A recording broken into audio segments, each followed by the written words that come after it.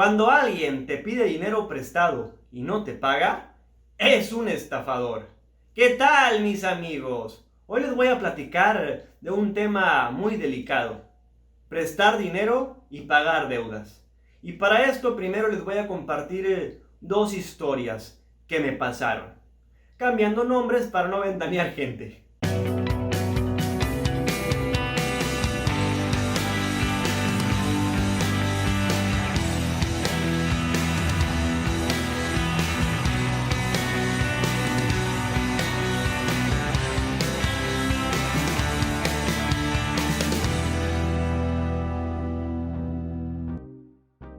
Les platico que tenía un amigo, se llamaba Pablo. Me pidió una cantidad de dinero. Le dije que solo podía apoyarlo con la mitad y dijo que él me pagaría en una semana. En ese momento fui y le deposité el dinero inmediatamente porque quise ayudarlo. Pero ¿qué creen? El ingrato se desapareció. Me bloqueó de Facebook y no me contestó llamadas. ¿Y saben qué? Me dolió más el hecho de haber confiado y haber sido estafado que el de haber perdido mi dinero. Imagínense si yo le hubiera prestado el total del dinero que me pidió. No, hombre. Pero en fin, pagué el precio de aprender una lección a la mala. Y también perdí a alguien en mi vida que valía menos de 50 centavos pagando un precio mucho mayor que eso. Por otro lado, una amiga mía, digamos que se llama Marta, me pidió también dinero y lo dudé por esto que me había pasado, pero por la amistad que me une a ella, le presté el dinero. Me dijo que estaba pasando por una situación difícil, pero que ella me iba a cumplir. Y entonces pues ya le presté el dinero y se comunicó constantemente conmigo y me empezó a mandar anticipos hasta que pagó el dinero prestado. Valoro mucho a esta persona.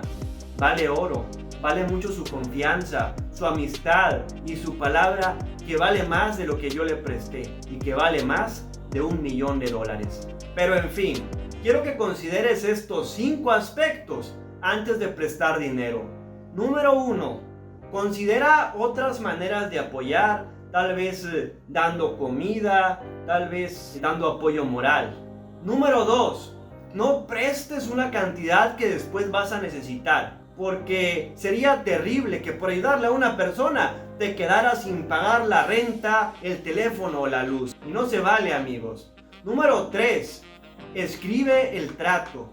Ponlo por escrito. Preferible no tener un abogado, pero por si acaso, que estén las cosas por escrito y que haya un compromiso legal, y también una copia de la identificación con todos los datos de la persona.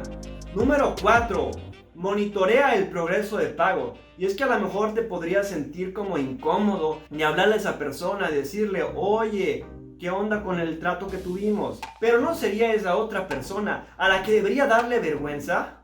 Y número 5, solo presta a personas que conozcas bien y que confíes en ellas, para que luego no te pase lo que a mí me pasó con este tipo.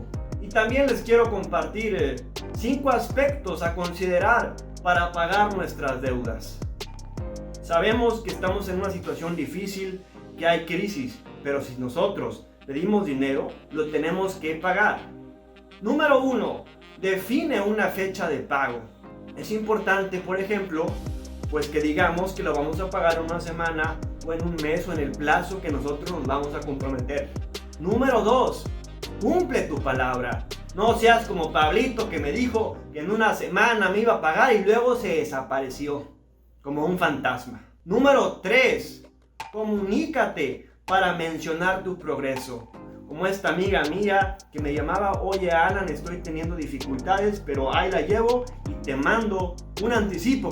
Número 4, da anticipos si la situación se complica, así como hizo Marta. Eso me ayudó a confiar en ella y en su palabra. Y número 5, ten una actitud positiva. No seas como esas personas que ahí las andas llamando y persiguiendo y aparte encima te tratan como si tú fueras el malo. En fin, actúa con sabiduría si alguien te pide dinero, y si tú eres el que pide prestado, no seas un estafador y cumple tu palabra, porque tu palabra es sagrada.